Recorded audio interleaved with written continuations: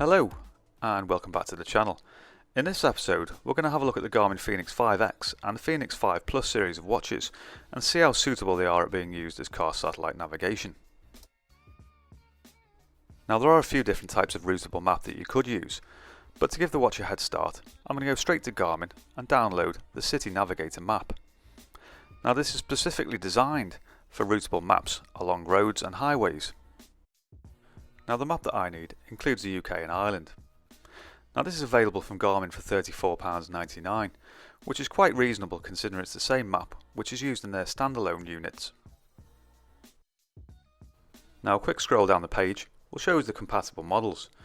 You can see here it's compatible with the D2 Charlie and the D2 Delta models, the Descent Mark 1, the Garmin Epics, and the Fenix 5X and the Fenix 5 Plus range. So once the map's been downloaded and installed onto the watch, I've then gone about building my own custom app to make it a little bit more like a car satellite navigation unit. So here's some of the settings I've included on the app to ensure it functions as close to a standalone car satellite navigation unit as possible. So the data screen's first, and the first data screen includes the GPS strength, the current speed and the total distance travelled.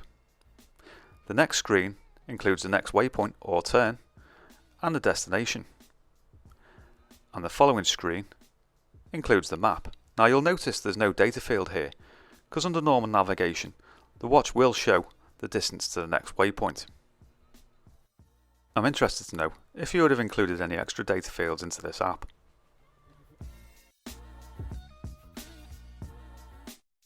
Next we're going to configure some alerts. So the first alert I have is a speed warning alert. Now I've set this to the national speed limit in the UK, which is 70 miles an hour. So if I travel faster, the watch will alert me. And the next is a time alert. So every 2 hours, the watch will advise me to take a break.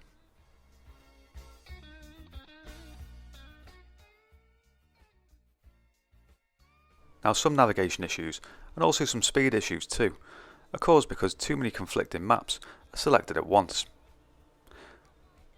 So for this, I've deselected every map apart from the City Navigator map.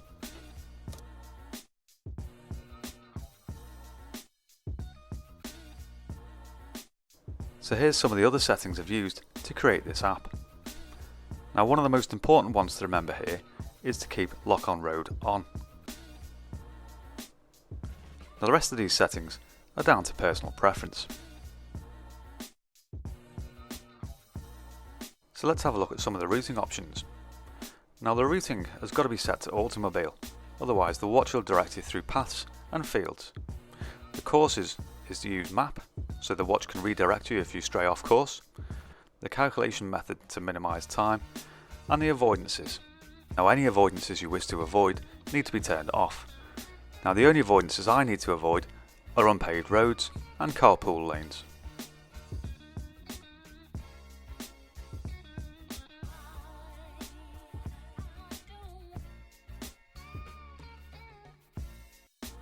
So let's quickly run through the rest of the settings. As you can see, most of these are switched off. The GPS I've just used normal GPS, and the rest are down to personal preference.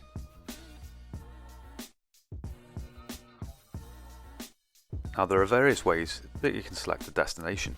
One is using points of interest, and these are divided up into useful categories.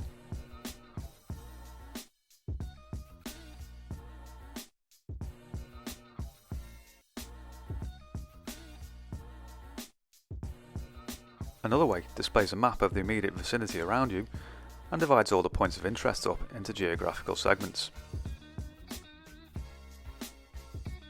As well as this, there are several other options to choose from.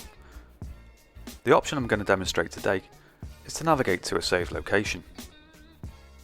Now the saved location I've chosen has been pre-saved using Garmin Explore. This is a great new app which I'll be covering in a future video.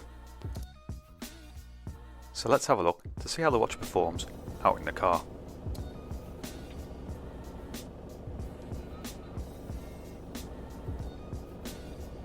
So first of all, we'll set the destination.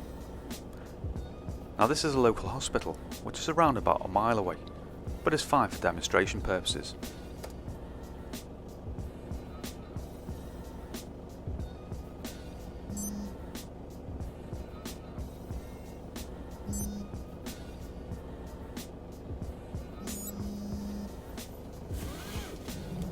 Now you can see on the map screen at the bottom, the data field displays the next turn.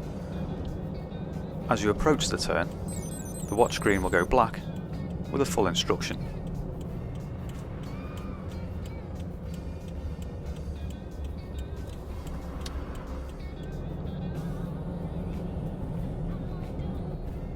Also displayed on the map screen are points of interest as you pass them.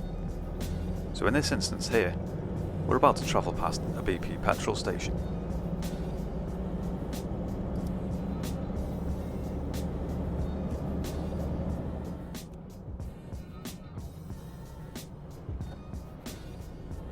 Now the maps move reasonably quickly on the watch and display a good amount of notice before each turn.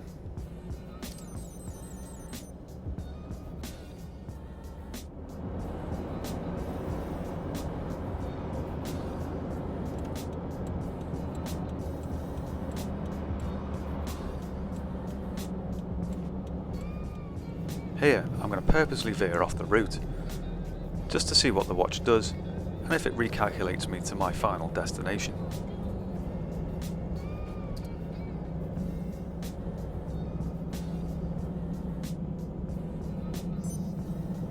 And after a short moment, we're back on track again.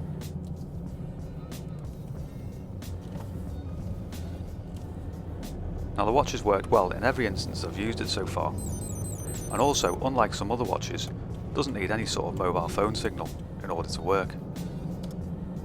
The watch will also work with other maps, but I've found the City Navigator to be the best for navigating on road with.